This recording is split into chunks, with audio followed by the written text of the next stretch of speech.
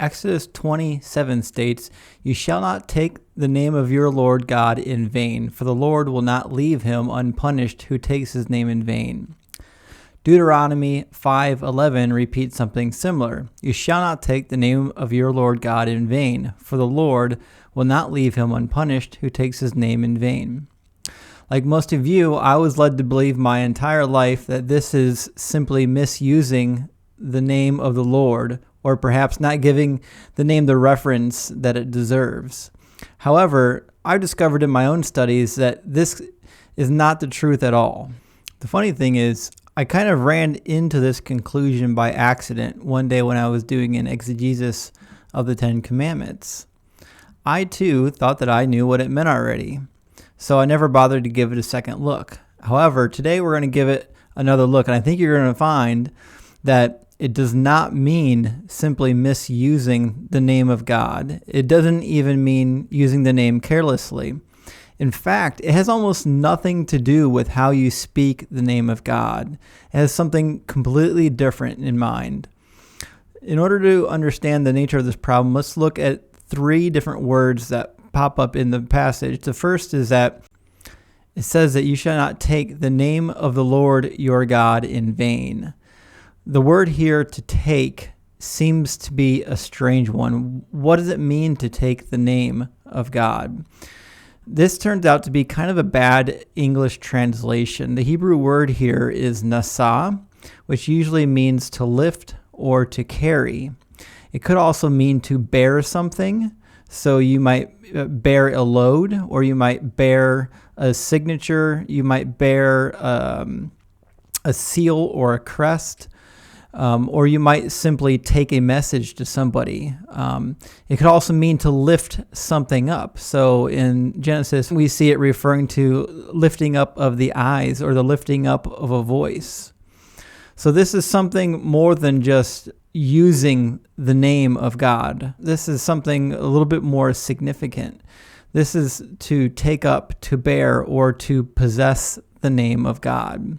So with that in mind, let's take a look at the second part of this passage, which is doing so in vain. What does it mean to bear or to take up or to lift up the Lord's name in vain?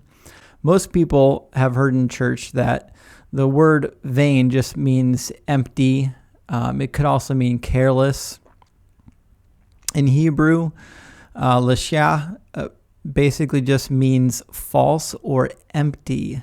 It could also refer to something that's void. Now, in the Old Testament, we see that this word refers also to something that is deceitful. So we have a slightly alternate translation in mind already. We could say, "You shall not bear the name of the Lord your God deceitfully or falsely."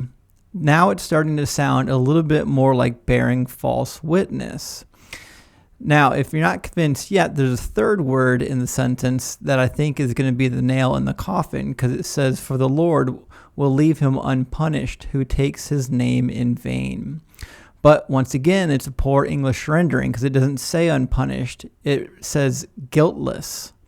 And being guiltless and being punished are 2 very different things. The Hebrew word nakeh basically just means to be without guilt.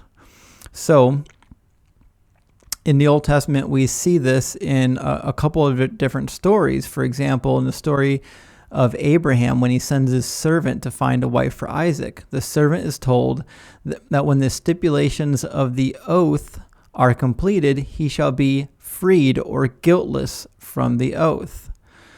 So if we go back and reread this now with these words with a slightly different English translation, it says, "You shall not bear the name of your Lord God falsely, for the Lord will not leave him guiltless who takes his name in vain, or who takes his name falsely."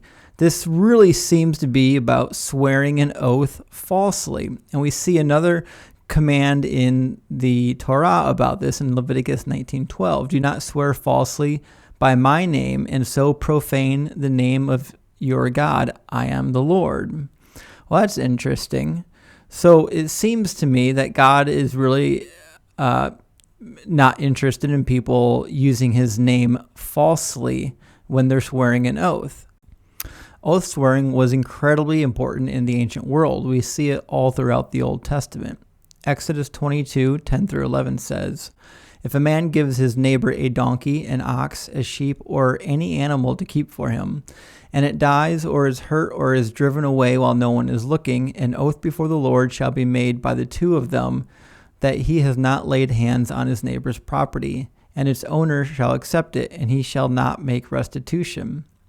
Here, basically, somebody's proving, at least in the ancient sense, proving their guiltlessness by swearing an oath to their God.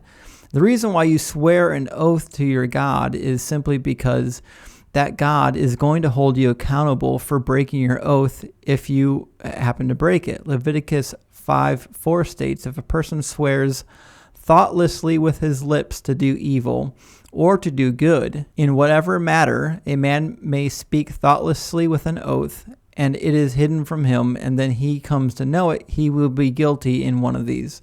Leviticus 5:4 is stating that if a person speaks carelessly while swearing an oath before the Lord, whether he had good intentions or bad intentions, and he comes to break the oath, even though he didn't do it on purpose, he will be guilty. Guilt will be upon him. And this is why this is the only commandment that is followed by a pronouncement of guilt. And this was incredibly common in the ancient world. There's a really interesting poem that's usually referred to the poem of the righteous sufferer, or the Sumerian Job, where the sufferer is concerned that maybe he's being treated as though he had carelessly sworn an oath and then broke it. He says, "Like one possessed who forgot his Lord, who casually swore a solemn oath before his God, I indeed seem like such a one." Oaths in the ancient world were always performed to the person's patron deity, and that deity was expected to punish them if they broke the oath. The treaty between Suppiluliuma and Aziru reads, "All the words of the treaty and of the oath which are inscribed on this tablet. If Aziru does not keep the words of this treaty and of the oath, and he breaks it, let these oath gods destroy Aziru, together with his head, his wives, his sons, his grandsons, his house, his town, his land, and all of his possessions." So just to recap, the act of taking the Lord's name in vain is not related necessarily to how you speak the name of God, whether it's carelessly or whether it's perverse.